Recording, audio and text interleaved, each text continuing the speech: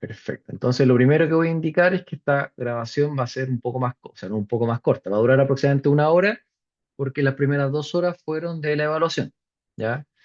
Yo ahí obviamente sé que la evaluación son 2 horas, es harto tiempo, y que probablemente están cansados, pero es que necesito aprovechar el tiempo, ¿ya? Espero que eso se entienda, pero hoy día estaba planificado ver más código, que es lo que quiero que pongamos énfasis. Quiero cerrar una idea anterior y dedicarme al código, obviamente, para que lo vayamos conversando. ¿Ya? Voy a empezar a proyectar pantalla. Ahí sí me confirman si están viendo la presentación, por favor. Sí, profe. Sí, Sí, se ve. Sí, ¿Sí? se ve. sí, se ve, se ve. Ya. Entonces, ya bueno, no tuvimos clases lunes. Esto a modo muy rápido, lo que vimos en la clase, la última clase disponible fue sobre decoders, ¿cierto? En este caso, hay conceptos que de hecho los vimos ahora, self-attention, masked self-attention. En el caso del transformer original estaba, ¿cierto? Cross-attention, que era la tercera. Que hay algunas diferencias, ¿cierto? Que tiene que ver con qué es lo que cada mecanismo de atención puede ver. Básicamente, el encoder ve todo, el decoder solamente ve lo que va generado y el cross-attention ve cruzado, ¿cierto? Desde el decoder con query va a consultar key de la salida del encoder. Vimos la tarea, básicamente la tarea era predecir en el caso de GPT la siguiente palabra, ¿cierto? Esto es un entrenamiento autosupervisado, donde tenemos una oración de contexto y como tenemos el texto completo, obviamente, podemos saber cuál es la palabra que viene. Entonces el modelo de manera automática tiene ese label, ¿cierto? Que es tan importante para escalar estos entrenamientos. O sea, a medida que va avanzando el entrenamiento, obviamente el modelo va eligiendo cuál es la palabra que debería ir de acuerdo a los datos que observó y va ajustando obviamente los parámetros. Partimos de parámetros random y terminamos parámetros alineados, ¿cierto? Aquí les comenté que efectivamente para este modelo, en el caso de GPT-3 se usó mucho texto, estamos hablando de aproximadamente 45 terabytes, que al ser comprimidos quedan en 570 gigas, que es un montón de texto, ¿cierto? Para ustedes que han visto TXT, ¿cierto? PDF, que un libro de 500 páginas puede pesar 3 megas, texto es muchísimo, 45 teras. Y que esto es importante considerar. Les presenté este concepto de in-context learning, que es la forma formal de hablar de modelos de lenguaje que uno puede interactuar a través de prompts. Estoy hablando de modelos tipo decoder, donde en las distintas láminas que les presentaba, uno podía comparar primero la diferencia en tamaño de los modelos, en cantidad de parámetros, el número de ejemplos que se les entregan en el contexto y los diferentes rendimientos. ¿Cierto? Que esto es interesante ver que efectivamente los modelos más grandes tienen una mejora importante respecto a un prompt que no tiene ejemplos mostrados, sobre todo en esta zona inicial, ¿cierto? Con pocos ejemplos, después como tiende a estabilizarse. Eh, y lo otro es que entre modelos el salto es muy importante, ¿cierto? Esto es lo que uno denominaba este escalamiento, ¿cierto? Esta como era de escalar modelos, aumentar parámetros, aumentar datos, y que ese era como el recetario para tener buenos resultados. Esto es básicamente la misma idea, pero presentada de otro punto de vista. Y vimos enfoques de prompting. En la próxima clase, no, perdón, en 2 clases más, la clase del próximo miércoles, vamos a ver las distintas estrategias de prompt. ¿Ya? Yo aquí les presenté lo básico. ¿Qué es lo básico? Zero shot, que es solamente la instrucción, probablemente es de lo que más se utiliza si ustedes están usando modelos como ChatGPT, por ejemplo, y interactúan. Quiero un resumen de esto. Eso es un enfoque zero shot. ¿Ya? One shot es cuando ustedes le muestran una entrada y una salida. Esto para tareas de clasificación puede ser súper interesante. Few shot, que aumenta la cantidad de ejemplos que se muestran, y que eso sistemáticamente ha ido mostrando mejoras, en algunas tareas más que en otras. En el paper original presenta esta tarea de traducción automática y ven mejoras para ciertos idiomas, en otros no están marcados, en ciertos idiomas como por ejemplo eh, del romano o rumano a inglés, el salto es relevante entre zero shot y few shot, ¿ya? Acá, si se fijan, nuevamente para una tarea que se llama Trivia QA, que son preguntas y respuestas, nuevamente se ve que el esquema FewShot supera, ¿cierto? Controlando por cantidad de parámetros a los otros esquemas. Esto es como sistemático. Y que lo importante de esta gráfica es que aquí está el estado del arte, que es un modelo fine-tuneado sé que ese concepto suena como súper poco formal, pero es que es lo que se dice, que se aplicó un fine tuning a un modelo que era especialista en la tarea y resulta que GPT-3 le gana, ¿ya? Yo en la próxima sesión vamos a empezar, les voy a presentar una publicación bien interesante que se llama GPT como modelo multipropósito, ¿ya? Que es de las primeras evaluaciones como que evaluó distintos tipos de razonamiento, entendiendo razonamiento como un dataset que establece tareas que de una u otra forma levantan qué es lo que puede hacer el modelo para comprender tareas que son no tan directas como una tarea de clasificación, que tiene que desfragmentar en pasos, ¿ya? Y que va demostrando que estos modelos, sin hacer fine tuning, estoy pensando en GPT-3, por ejemplo, en ese tiempo, le puede ganar a modelos especialistas, ¿ya? Por un momento, y que yo diría relativamente largo, estoy hablando de que básicamente procesamiento de lenguaje natural y computer vision, por mucho tiempo, los modelos que eran especialistas en la materia eran los que dominaban. Bueno, cuando aparece GPT y uno empieza a ver todo este tipo de cosas relacionadas a, em, modelos multipropósitos solamente dándole un contexto específico, eh, se ven que los resultados mejoraban significativamente, al punto de que le empezaron a ganar estos modelos específicos, ¿ya? Esto es como un breve resumen, ¿ya? Martín, creo que revisé tu tarea y está ok, ¿ya? Por si acaso. Ah, pero perdón, ese mensaje era anterior. No he dicho nada. Ya, hasta ahí yo diría que todo esto es lo que entró en la prueba. Yo les dejé mencionado que creo que le dediqué como 15 minutos y por eso no lo quise preguntar en esta evaluación. Esto de Instruct GPT, ¿ya? Si uno ve la publicación, es del 2022, pero créanme que este es como el último paso, o uno de los últimos pasos que se daban en los modelos hasta el día de hoy para poder hacer un alineamiento del modelo. Ese es el concepto que se utiliza, ¿ya?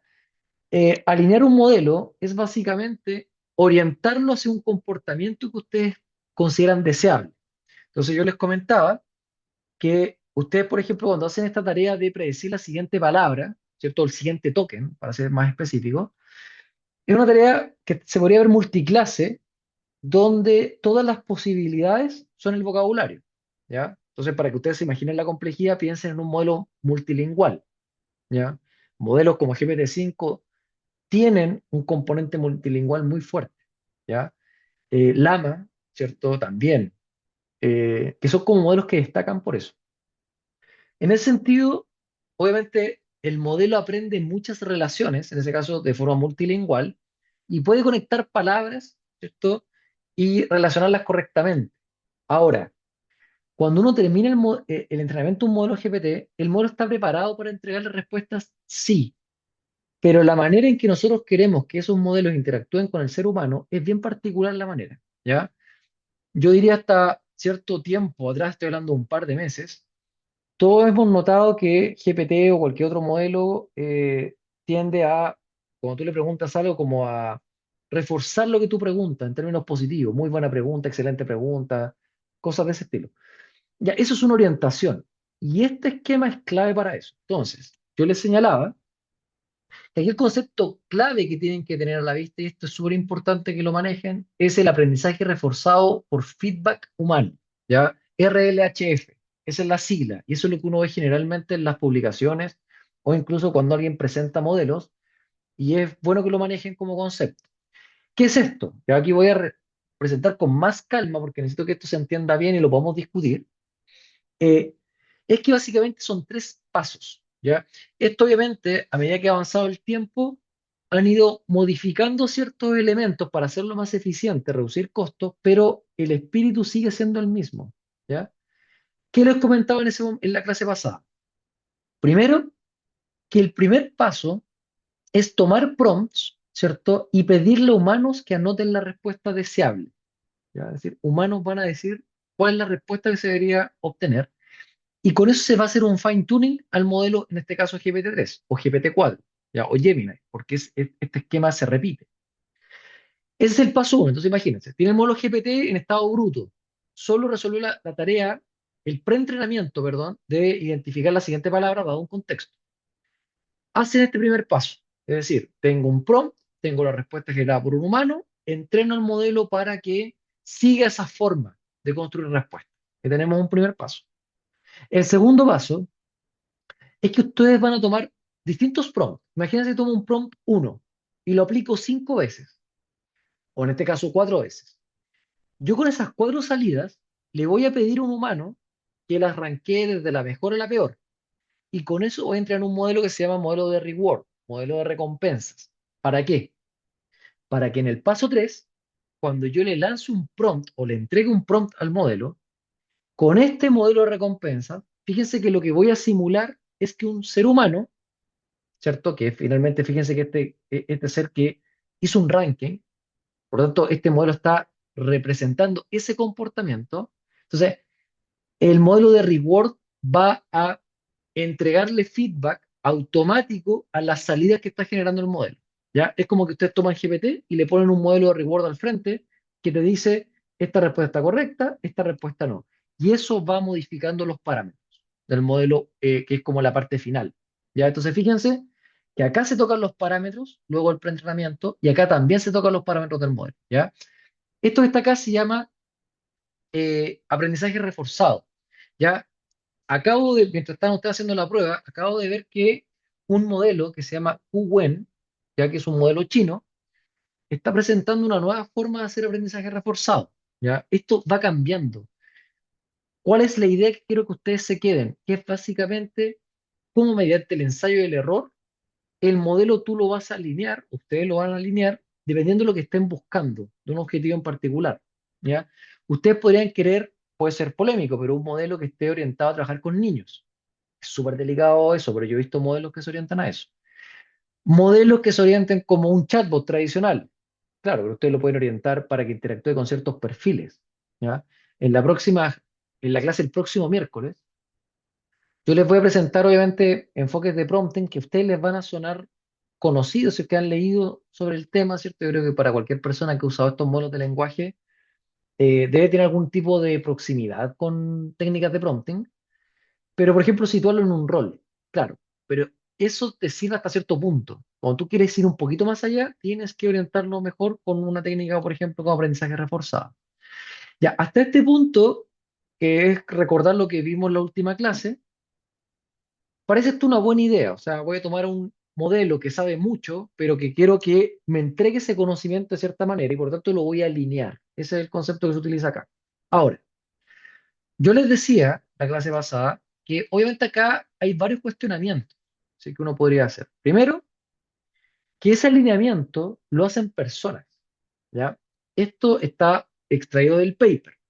Así que uno puede ver, por ejemplo, que la mayoría son asiáticos, que hay un tema, digamos, de balance entre géneros, estoy pensando en femenino y masculino, pero, por ejemplo, diversidades sexuales no están representadas.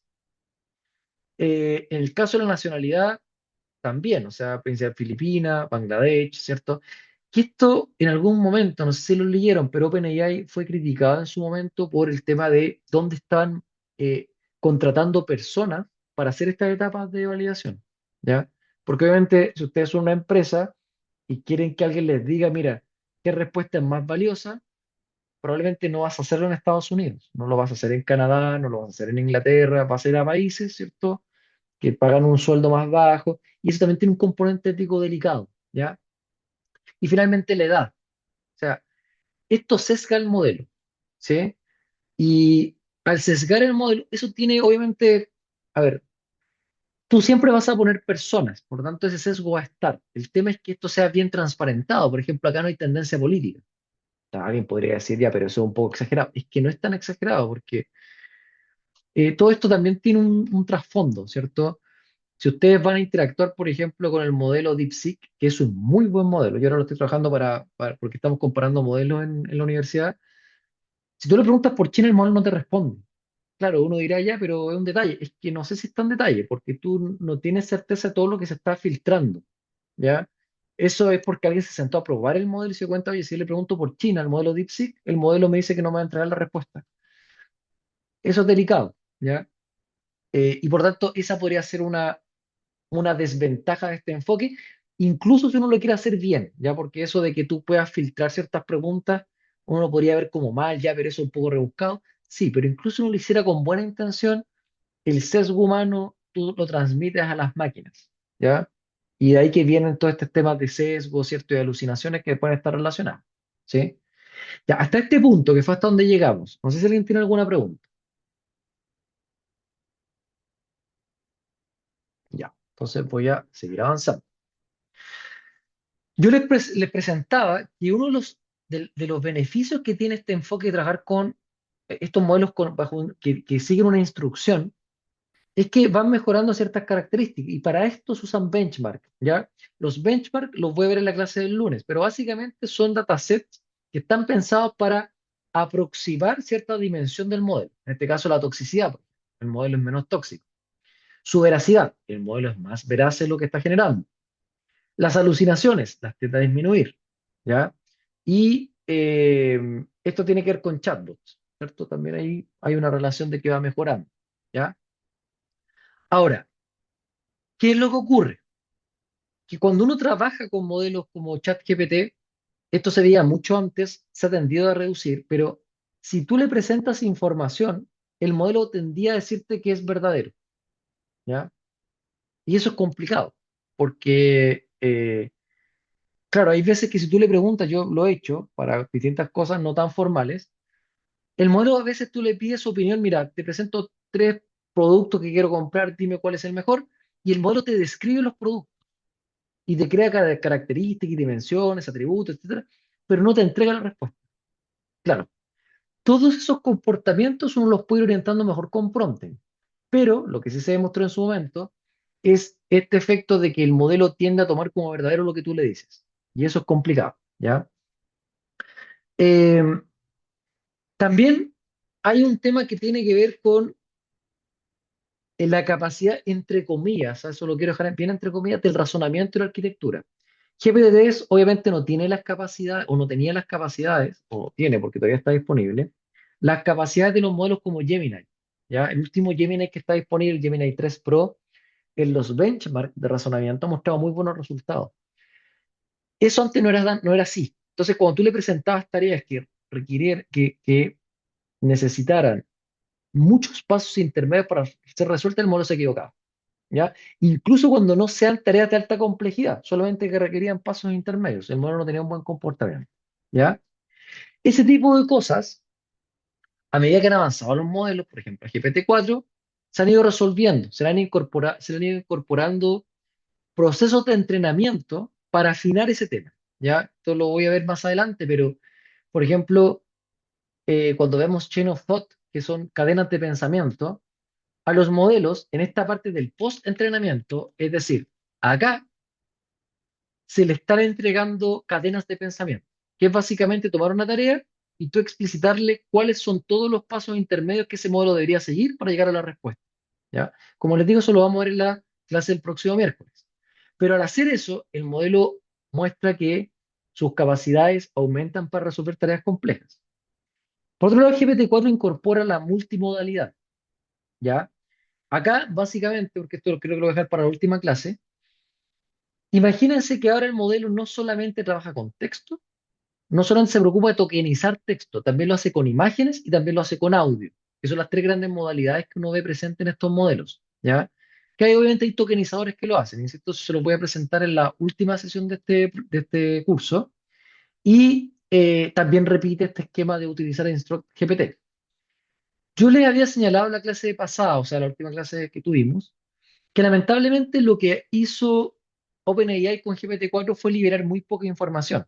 ¿Ya? En comparación con GPT-3, si ustedes comparan los dos papers, GPT-4 se dedica principalmente a mostrar benchmark, pero no muestran todo lo que hicieron.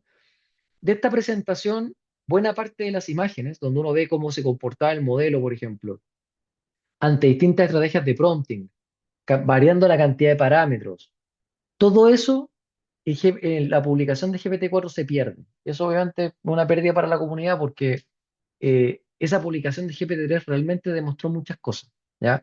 Ahora, dentro de los benchmarks que presenta GPT-4, obviamente se comparan con sus modelos anteriores y ve que bajo distintas pruebas de conocimiento, GPT-4 le gana sistemáticamente a GPT-3, ¿ya? Esto es un elemento importante de considerar. Entonces, No sé si ustedes han visto estas publicaciones que dicen GPT-5 saca la nota más alta en la prueba de leyes en Estados Unidos. Bueno, a esto se refieren, son benchmarks o pruebas directamente aplicables. ¿Ya? Imagínense que ustedes le aplican la PAES, ¿ya? Al modelo GPT-5. Otra particularidad que se ve como mejora es lo multilingüal, y este es un salto importante. Cuando estábamos trabajando con GPT-3, se recomendaba siempre trabajar en inglés, porque la mayor cantidad de texto se presentaba en inglés. Hoy día, si se fijan, el español está muy próximo del inglés, ¿ya? Fíjense aquí el salto que se produce, o sea, pasamos de un 70% de GPT 3.5 a GPT 4 que llega al 85%, o sea, fue un salto significativo. Pero fíjense acá abajo, y yo sé que pueden ser idiomas menos masivos, por ejemplo, el coreano llega al 77%, ¿ya? El árabe al 80%. ¿Ya? Yo le aseguro que usted van a GPT-3, el árabe, el modelo se va a marear. ¿Uno encontraría todavía limitaciones de este aspecto más del idioma? Sí, ¿ya? Probablemente si vamos a lenguas de pueblos originarios chilenos, todavía el modelo no se comporta bien. ¿Por qué? Porque básicamente no ha visto suficientes datos, ¿ya? Eh, Acá en el Centro Nacional de Inteligencia Artificial hay investigadores que han entrenado modelos y lo primero que han tenido que hacer es levantar datos. Por ejemplo, el Rapa Nui, del Mapudungun, que son los dos que han estado trabajando. Y eso requiere mucho esfuerzo, porque es sistematizar información. Básicamente es crapear. Primero pedir permiso, si tú lo quieres hacer bien, pedir permiso de derecho de autor, de los libros que tú vas a incorporar, diccionarios y textos, digamos, propios de cada pueblo. Todo eso es un desafío, ¿ya? Por lo tanto, quiero que tengan a la vista esta diferenciación respecto a idiomas. Sé que para un desarrollador que va a trabajar en español, va a trabajar en inglés, esto puede ser relevante, pero esa es una limitación que tienen las arquitecturas, ¿ya? Recuerden que estos modelos aprenden representaciones en función de los datos que ven. ¿Ya? El modelo no puede generalizar sobre datos que no ve. Eso es algo que es importante que consideren, ¿ya? Ya, hasta este punto, porque ahora quiero ir a mostrarles código. ¿Alguien tiene alguna pregunta, algún comentario?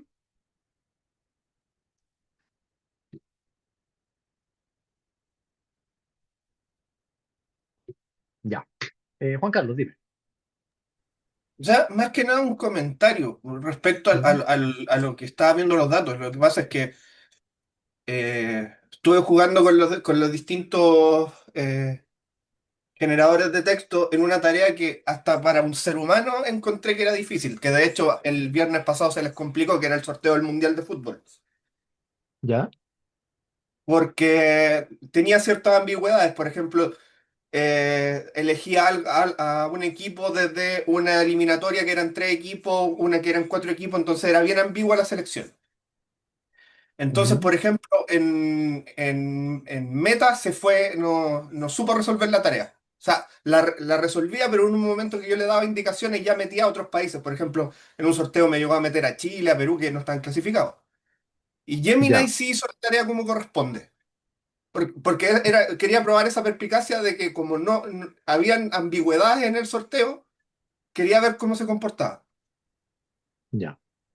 No, mira, yo creo que cuando uno le hace pruebas a los modelos, lo que ocurre, bueno, poner distintas cosas. Uno se puede pasar y hacer preguntas, no sé, pues yo te puedo mostrar casos donde para tareas de clasificación de ciertas cosas el modelo se comporta muy mal. Pero claro, uno dice, ah, ya, pero eso nunca lo voy a probar. Para mis tareas cotidianas, el modelo funciona bien. Perfecto.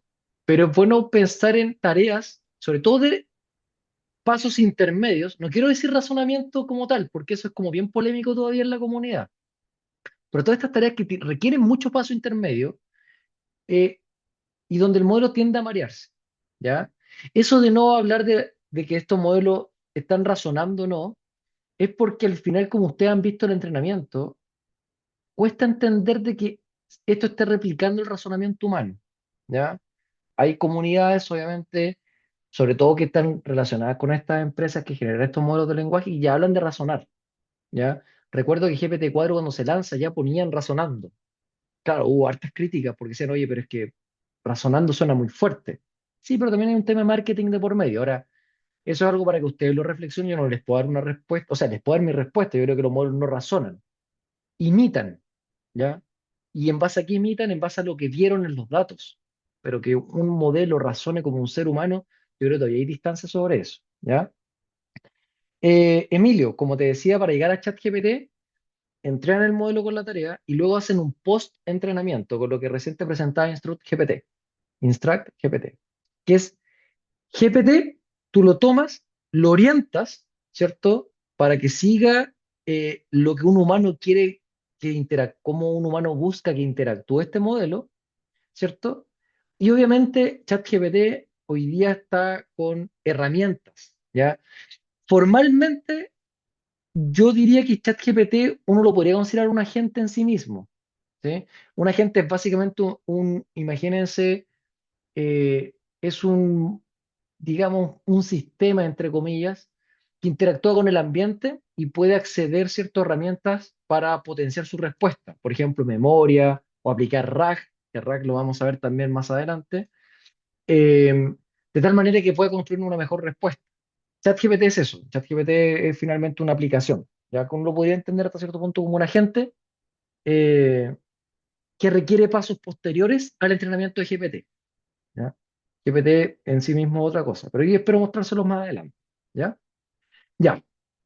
Antes de mostrarles T5, les voy a mostrar código porque quiero cerrar primero el código de la clase 3, ya que yo esto no lo alcancé a presentar en la clase pasada porque quería que avanzáramos con GPT antes de que se diera la evaluación, ¿ya?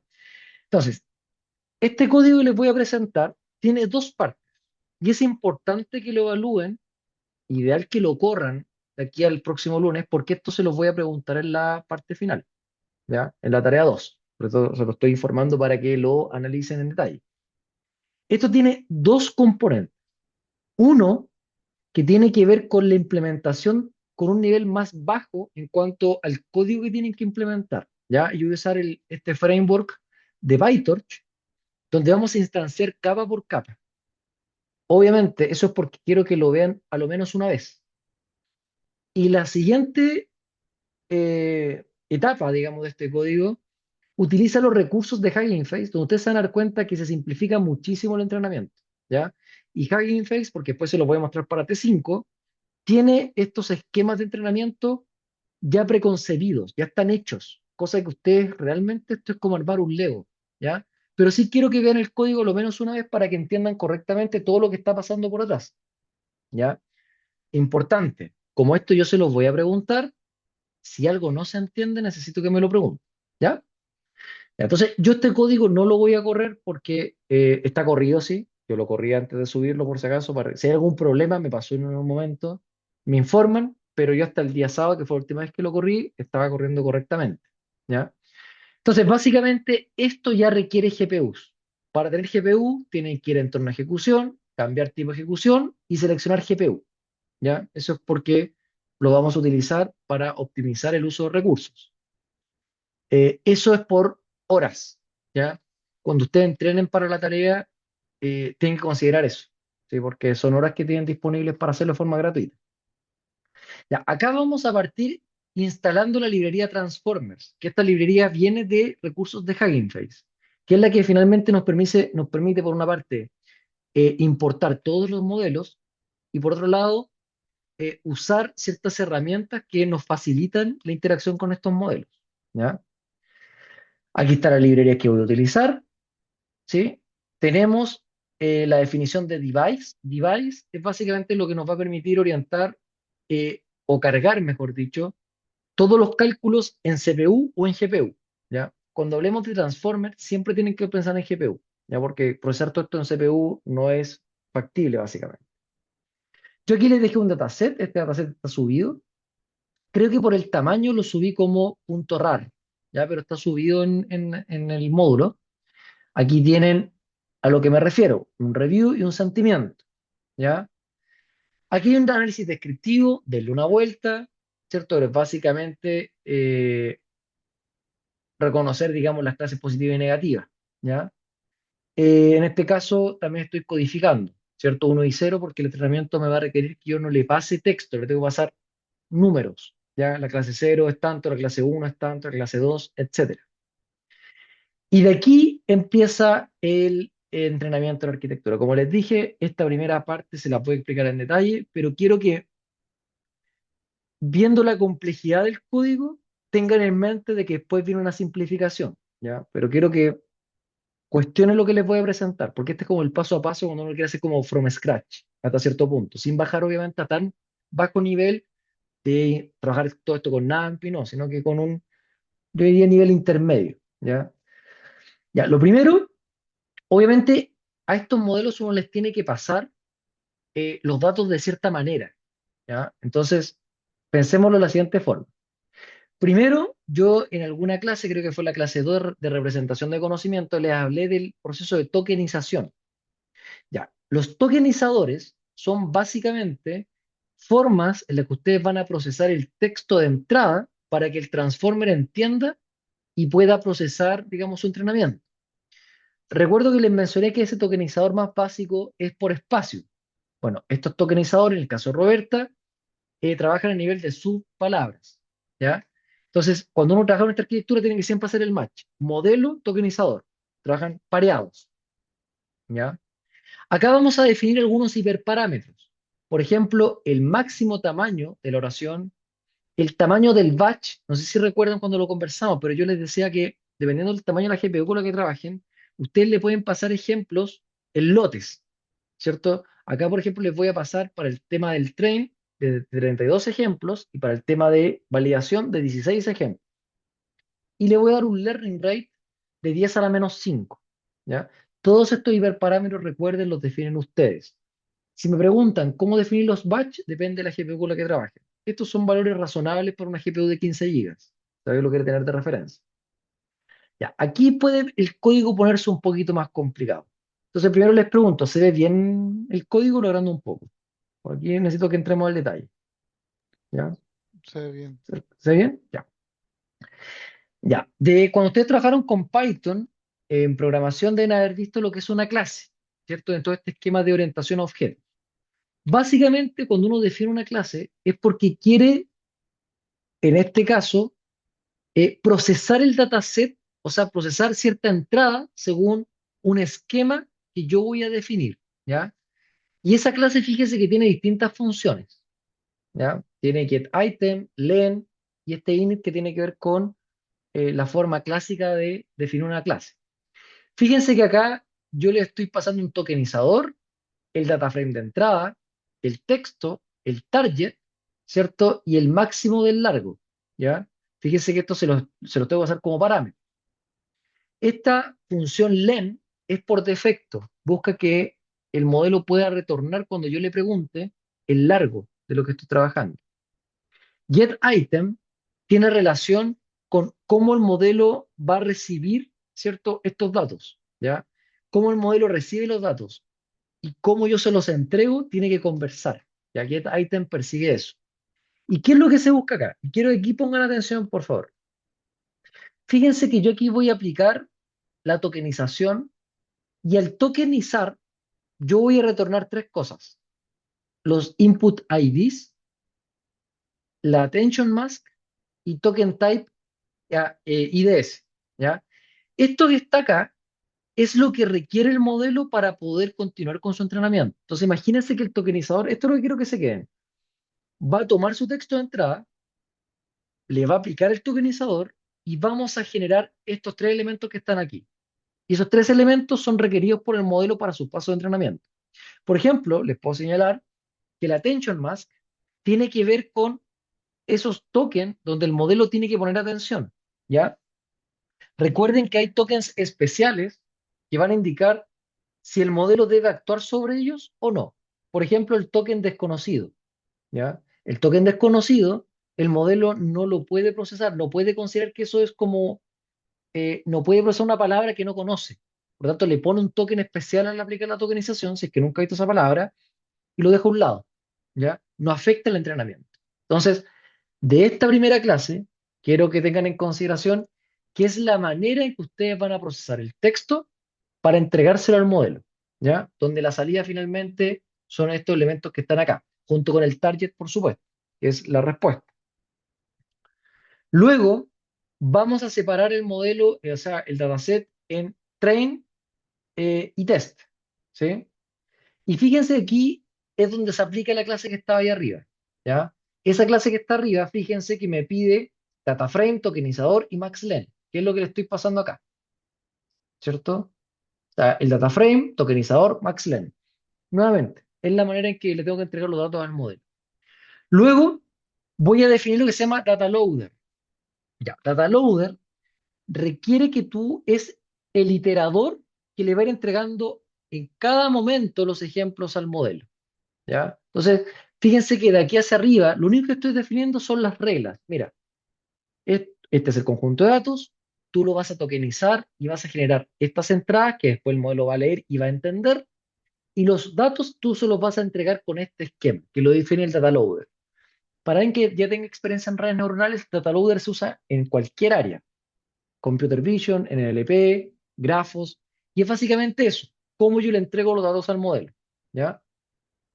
Ahora, hasta acá es la construcción del dataset, hacerlo conversar con lo que requiere el modelo y definir cómo se le van a entregar los ejemplos al modelo. Eso es lo que quiero que tengan a la vista.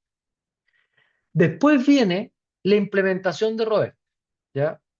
Esto es lo que uno ve, ¿sí? Dime, Bruno, para antes de seguir avanzando. Profe, ¿todas esas reglas son solamente para Roberta o para en general cualquier modelo o para varios En modelos? general, en general, para todos los modelos uno sigue este esquema, ¿ya? Pero ahí, Bruno, para que no se asusten con eso, porque esto es harto código, ¿ah? Sobre todo si ustedes venían, digamos, de mucho tiempo sin ver código, me imagino que alguna debe venir de ahí. Hugging Face no resuelve mucho esto, pero quiero que lo vean para que se vea la complejidad del tema, ¿ya? Después, cuando nosotros instanciemos la clase Roberta, que aquí está el modelo, yo aquí voy a heredar ciertas particularidades de este método NN de Torch, ¿ya?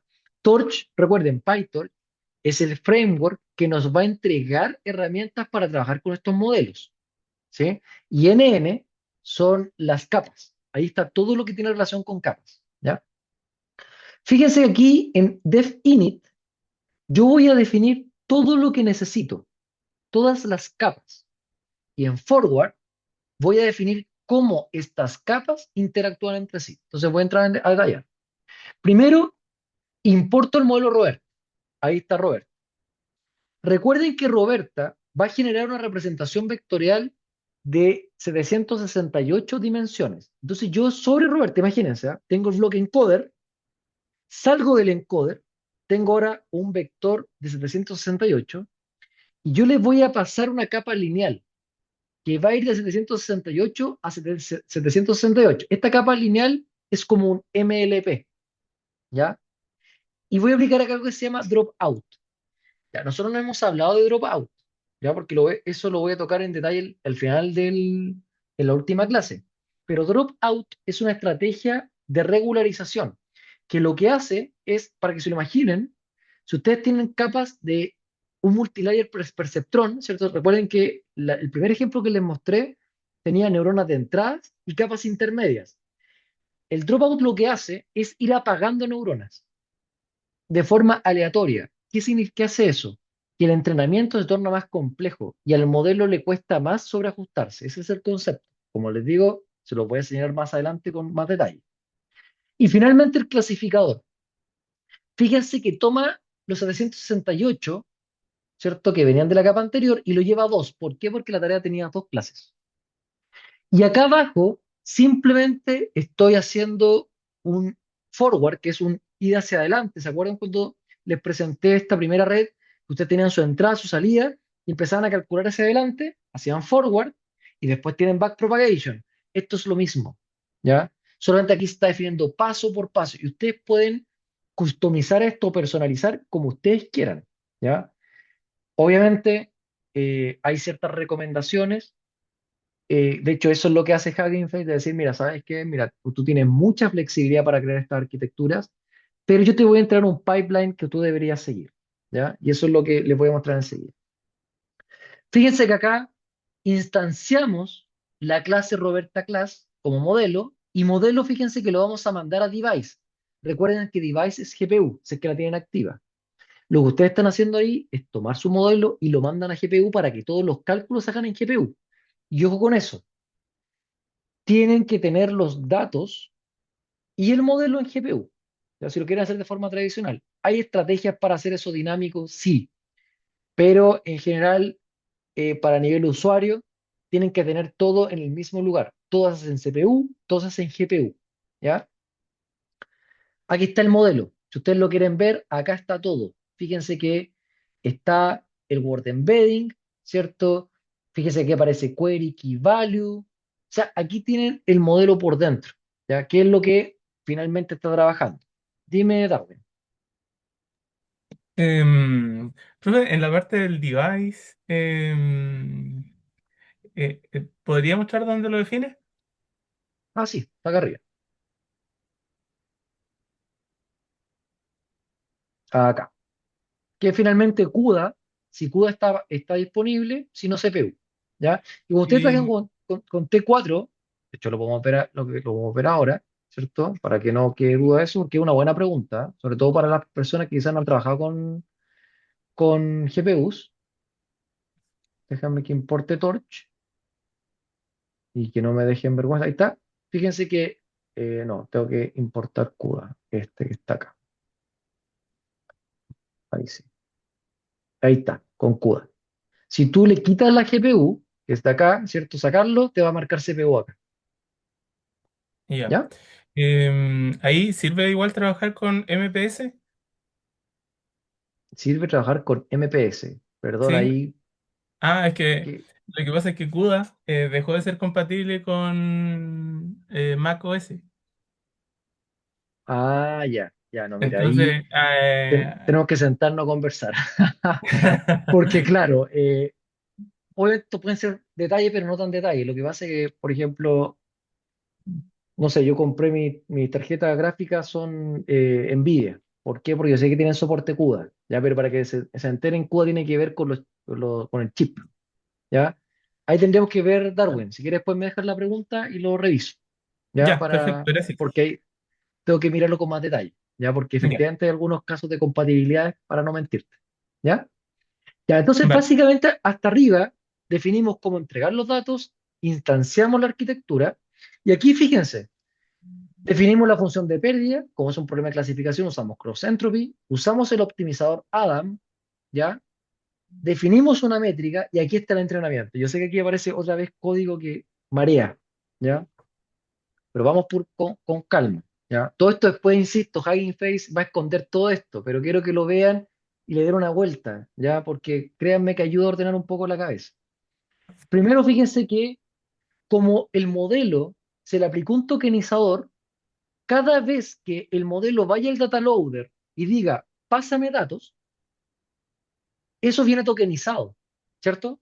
Entonces le va a pasar el IDS, el mask, el token type y el target. Y fíjense que en cada paso se está enviando a device. Este torch long tiene que ver con el tipo de dato, ¿ya? No voy a entrar mucho en detalle en eso. Pero recuerden, ustedes tienen tipo de datos entero, flotante, tienen string, tienen distintos tipos de datos. Bueno, torch long es una forma de trabajar con datos que se definen flotantes, ¿ya? Es un tipo de dato, para que no se mareen con eso. Fíjense que ustedes van a tomar esa entrada y se lo van a pasar al modelo. Van a generar un output. Luego, a la función de pérdida, que la definieron acá arriba, ¿cierto? Fíjense, le voy a pasar el output y el target. ¿Qué estoy haciendo? Comparando predicción con lo observado. Obtengo una pérdida, lo voy a ir acumulando en training loss, ¿cierto? Y aquí calculo la métrica, ¿sí? Y eso se ve repitiendo una y otra vez. Esto que está acá tiene relación con ir mostrando, perdón, esto que está acá tiene relación con ir mostrando salidas intermedias, ¿ya? Esto que está aquí es poner el optimizador, es darle un reset, ¿ya? Usted termina en una época, tienen que resetear el optimizador para que los gradientes se mantengan controlados, ¿ya? Eso es una forma de controlar la explosión de gradientes y que no afecte el entrenamiento. Es un paso que hay que aplicar. Fíjense, aquí aparece backward. ¿Se acuerdan cuando yo les decía, miren, acá arriba hicimos forward? Básicamente tomamos entradas, se las pasamos modelo, obtuvimos la predicción, calculamos función de pérdida, perfecto. Ese backward lo que va a hacer es llevar gradiente hacia atrás, hacia los parámetros y modificarlo, ¿ya? Que es lo que se hace en el optimizer step. Entonces aquí dicen, voy a aplicar backward, voy a dar un paso en la asignación de los parámetros. Eso es lo que hace todo este código, ¿ya? Yo sé que esto queda grabado, así que después lo pueden volver a repasar y me pueden hacer preguntas y dar la próxima clase, ¿ya? Pero eso fíjense qué es lo que hace en este código, ¿sí? Paso por paso. Acá finalmente defino la cantidad de épocas, hago un loop de entrenamiento, porque el entrenamiento está definido acá arriba, y el modelo se entrena. Y llegó aquí a una accuracy del 91,115%, o sea, 0,91 básicamente. Acá está lo mismo para validación. Fíjense que nuevamente está la entrada, de hecho lo podríamos separar, ahí está la entrada, aquí está el cálculo de la función de pérdida, acumulación, aquí está la accuracy.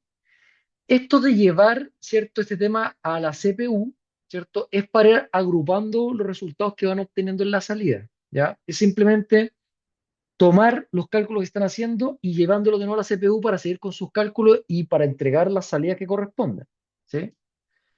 Y acá, básicamente, si uno mira este código, estamos tomando las salidas y estamos haciendo la relación para calcular métricas de interés. Por ejemplo, Accuracy Score, F1 Score y lo que todos ustedes ya conocen, que es el Classification Report. Esto ya les debería sonar familiar, ¿ya? Esto es si ustedes trabajan no from scratch, porque si quisieran hacerlo from scratch, eso se referencia como a bajar a mucho, muy, muy, muy bajo nivel. No, aquí es como una mezcla. Aquí se trabaja a un nivel muy bajo. Yo creo que cualquier desarrollador le va a costar bajar más que esto, ¿ya? En el día a día, ¿sí? Quiero que lo vean, quiero que le den una vuelta, no se lo salten, porque de verdad que uno aprende mucho cuando mira las implementaciones de los transformers de esta manera, ¿ya? Ahora, dicho eso, lo que yo les recomiendo trabajar a nivel de usuario, a no ser que ustedes quieran dedicarse a estudiar esto, que también podría ser súper válido, les recomiendo trabajar con las herramientas de Hugging Face, que son como herramientas empaquetadas, ¿ya? Alguien me podría decir, ya, pero ¿en qué escenario sería recomendable trabajar de esta manera? Si ustedes quisieran personalizar una estructura a tal nivel que necesitan mezclar modelos y jugar con las conexiones.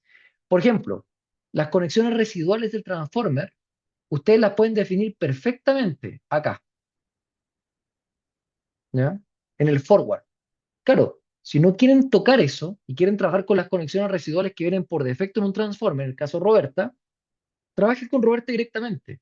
Pero si ustedes quieren más personalización, PyTorch les entrega, digamos, una holgura que es muy grande, ¿ya? Esa sería la justificación. Yo diría que hoy día se sigue trabajando mucho creando arquitecturas, ¿sí? Por tanto, no crean que esto está, ¿cómo decirlo?, obsoleto para nada. Todas las implementaciones actuales que uno ve que son tan fantásticas, ¿cierto?, de modelos actuales, modelos que funcionan muy bien, se sostienen en esto, ¿ya? Por tanto, es importante que lo tengan a la vista, ¿sí?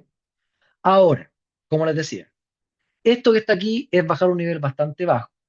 Lo que yo les recomiendo y lo que yo les voy a pedir para la tarea 2, sobre todo con Roberta, por eso quiero que esta parte del código de aquí hacia abajo lo corran, a lo menos una vez, ¿sí? Son una serie de recursos que nos va a entregar Hugging Face y que nos van a facilitar la vida, ¿ya? Fíjense que acá vamos a importar una serie de elementos. Transformer, dataset, que esta es una herramienta para poder lidiar con los datos. Y quiero que aquí hagan el contraste, me quedan 10 minutos, quiero que hagan el contraste con todo lo que tuvimos que hacer acá arriba para crear el dataset. Fíjense que tuvimos que definir una clase que va a tomar el data frame, el tokenizador, el maxlen, crear estas tres entradas, separar esto en train y test, crear, ¿cierto? O pasarle estos ejemplos a la clase sentiment data que se les presentaba más arriba, y eso pasárselo a un data loader. Todo eso recién para definir cómo el modelo va a ver los datos. Ya, Hugging Face lo que dice es, mira, yo te voy a soportar de una manera mucho más sencilla la manera en que tú vas a trabajar con los datos, ya siguiendo ciertas reglas. Lo que yo les voy a presentar en esta clase es para un problema de clasificación multiclase. Si ustedes quisieran después trabajar en un modelo de traducción, en un modelo de creación de resúmenes, en general, en un modelo encoder-decoder, hay que trabajar con otras herramientas. Se parece mucho, pero tiene algunas diferencias. Y eso lo voy a ver en la próxima clase, ¿ya? Entonces, fíjense, yo instalo las clases que voy a utilizar, Esto que está acá es simplemente para conectar esto con el Drive. Esto creo que se los comenté anteriormente. Importo las librerías que me interesan. Aquí viene el tema. Fíjense que obviamente yo voy a codificar el sentimiento porque toda esta arquitectura, recuerden, trabajan con números. No pueden entregarle texto a la salida. Siempre el label como corresponde.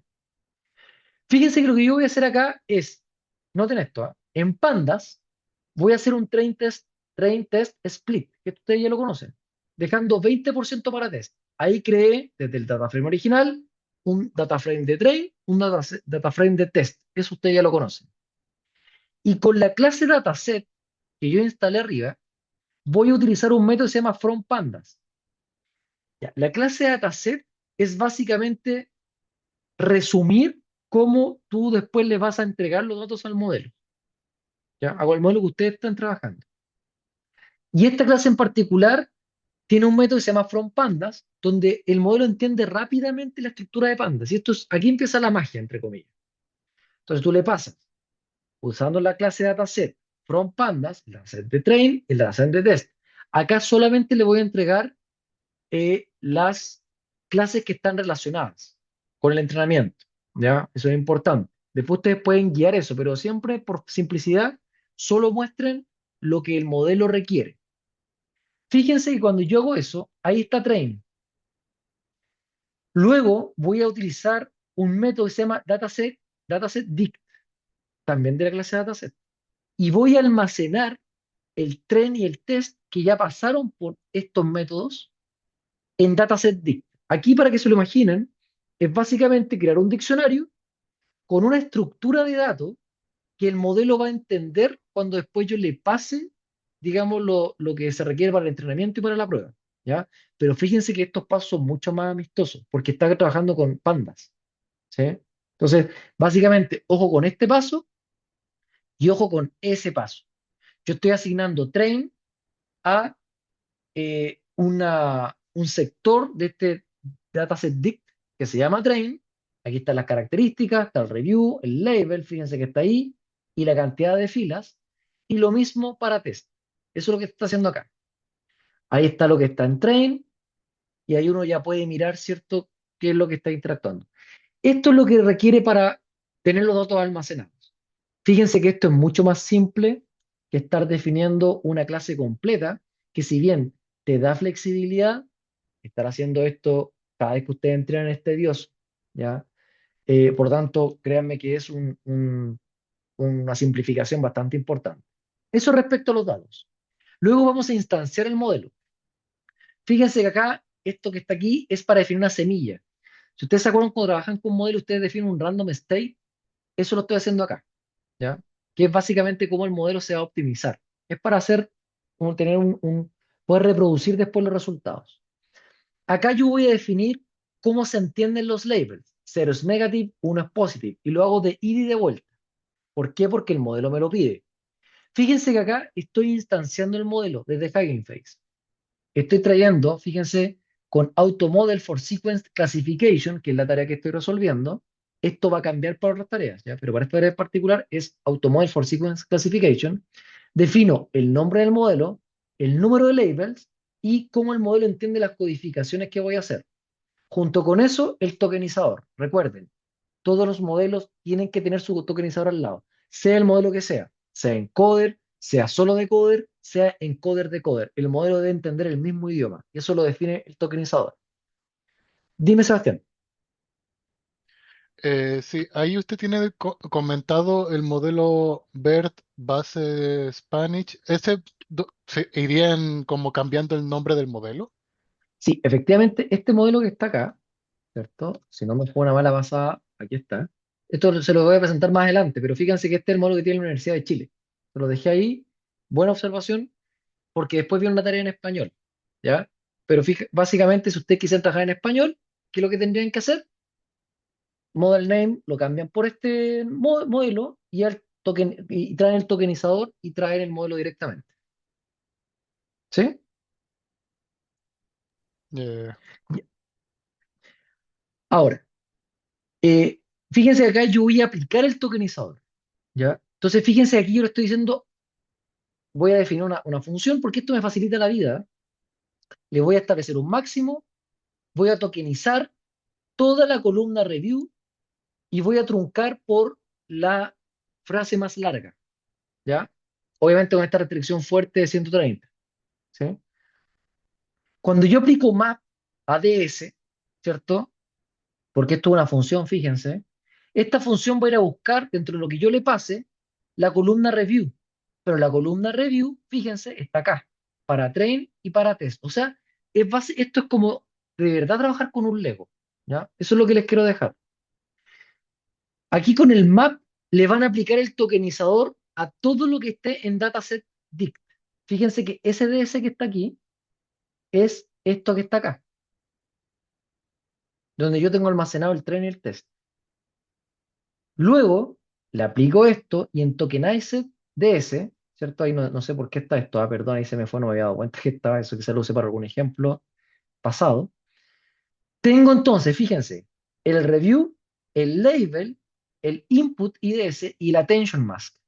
O sea, este paso que está acá creó dentro de este dataset dict los dos inputs que el modelo necesita para entrenar y tiene además el label. Y de aquí para adelante, ¿qué es lo que falta? Definir la métrica, voy a definir, trabajar con accuracy, voy a computar la métrica, que es para el paso que viene después, cómo el modelo va a calcular lo que yo quiero que calcule. Esto del data collector es básicamente entregarle el tokenizador con las reglas que va a trabajar el siguiente paso que tiene que ver con los argumentos. Y estos son los argumentos de entrenamiento. Ya, acá hay un montón de cosas. Esto lo voy a profundizar en la próxima clase.